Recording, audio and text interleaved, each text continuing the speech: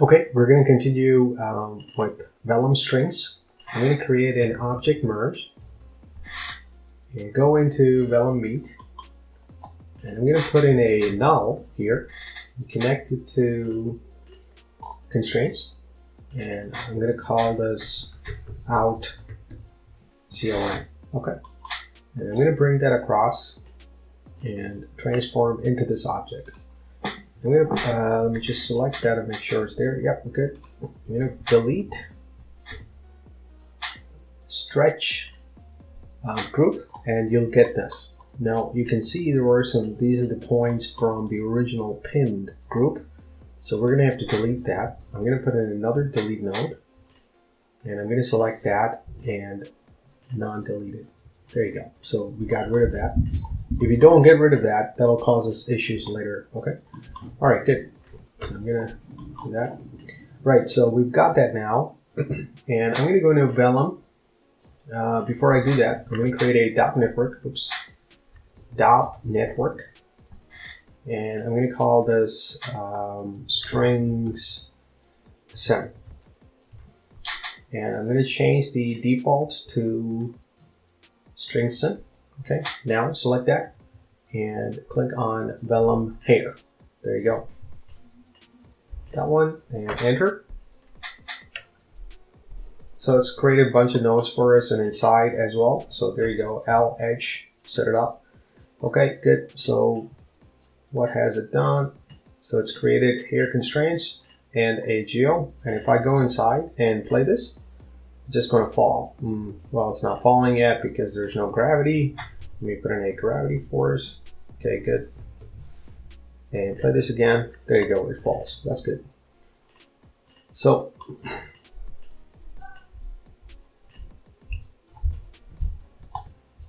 okay, good. So also what I'm going to do is, let me just pull this across to this side. I'm going to create another object merge.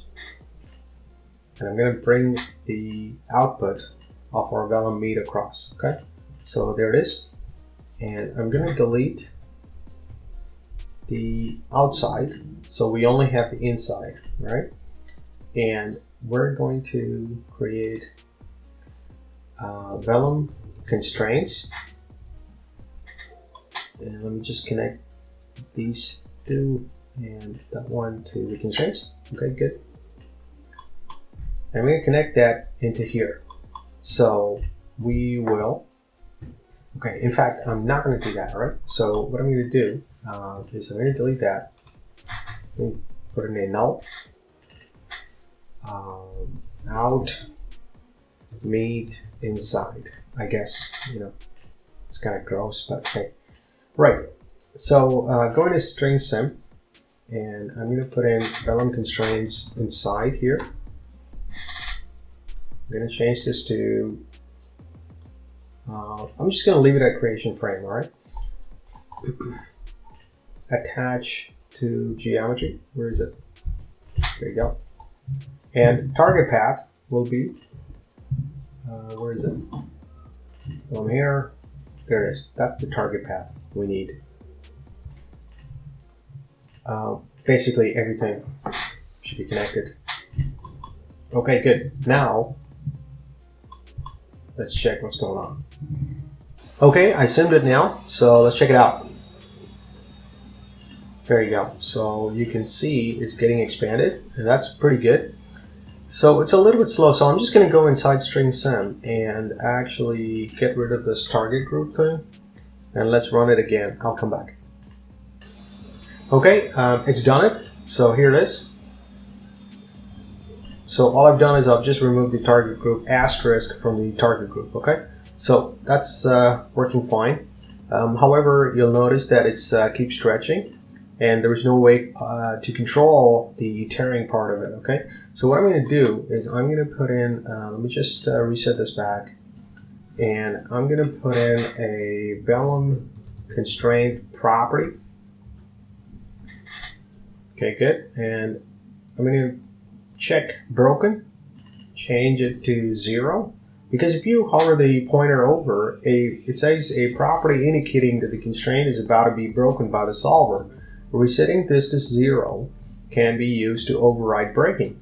So that's what I'm doing, and I'm going to check use the expression, and I'm going to say if at stress is greater than let's say 10, then broken is equal to 1. Okay, so that's what we're going to say. Maybe I should change this to 1 for now, and I'll come back to this, and let's run this again, and I'll come back to you. Okay, so it's done some frames now. Let's check it out. See how it's breaking. So that's what I'm talking about, right? So if I were to change this to, I don't know, 0, you'll have a completely different result. There you go. Everything just fell apart. That's fine. And I'll change it to 0.1, and I'll run it, and I'll come back. Okay, it's done a few frames. Here it is. So as you can see, it's already breaking apart, okay?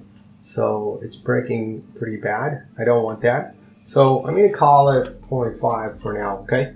So, and we'll move on. Without this, this won't break, okay? Now, again, this is an optional thing that if you don't want to, you don't have to do the strings at all. But I like it because if I, let me just finish this and then I'll show you, okay?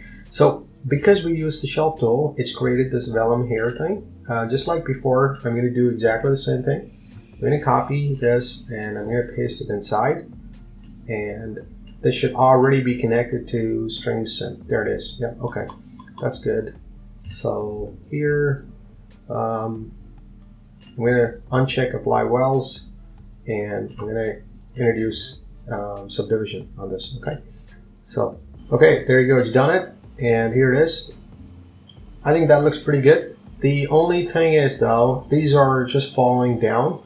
And to be honest, we need collision objects. One is the ground plane, and number 2 is the object it's interacting with. We have neither of those currently in place, okay? So what I'm going to do is I'm going to create another here, another null here. And I'm going to say out col, okay, and I'm going to bring this across, and what am I going to bring? I'm going to bring the actual meat part, the whole meat, okay. I'm going to connect it here, and that'll be the entire meat and the constraints and whatnot, okay, it doesn't matter. So I'm going to choose that, go to collisions, and click on Deforming Geometry. Select that again, select that, enter. So it's going to create a bunch of nodes, and if you look inside here, it's created these things for us. So I'm just going to put in a ground plane, and I'm going to connect it to here, alright? And make sure this one's on the left, or you can change the effector relationship to mutual. Either way, it's fine. Right now, it should behave differently. But before we check it out, I just want to double check something here. I want to uncheck display geometry, go into collisions and enable collisions. There it is. And if we move a few frames, okay, this is at frame number 61. So I'm just going to zoom in here to double check the collisions are okay. I'm going to disable this one for now. It sort of represents our geometry, but it can do better. So I'm going to just increase the division size under volume here, so to 0.2 maybe. Yeah, that should be, I think, pretty good for now. I don't want to do too much of this because that'll slow our sim down. I'm going to disable that display geometry again, go back out, and now we can check it out. Right, that's good. And I'm going to run this and I'll come back. Okay, it's done a few frames now, so let's check it out.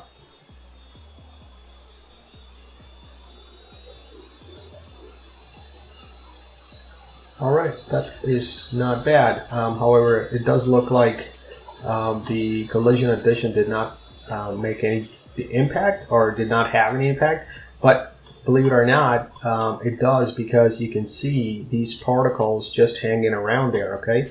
So it actually does make an impact. It's probably a subtle change, but it's worth putting it in, alright?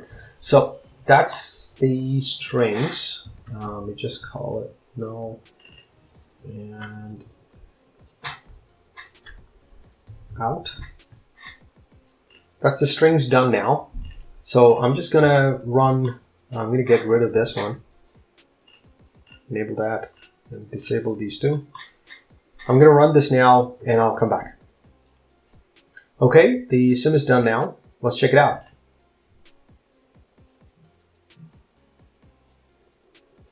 I think that looks pretty cool.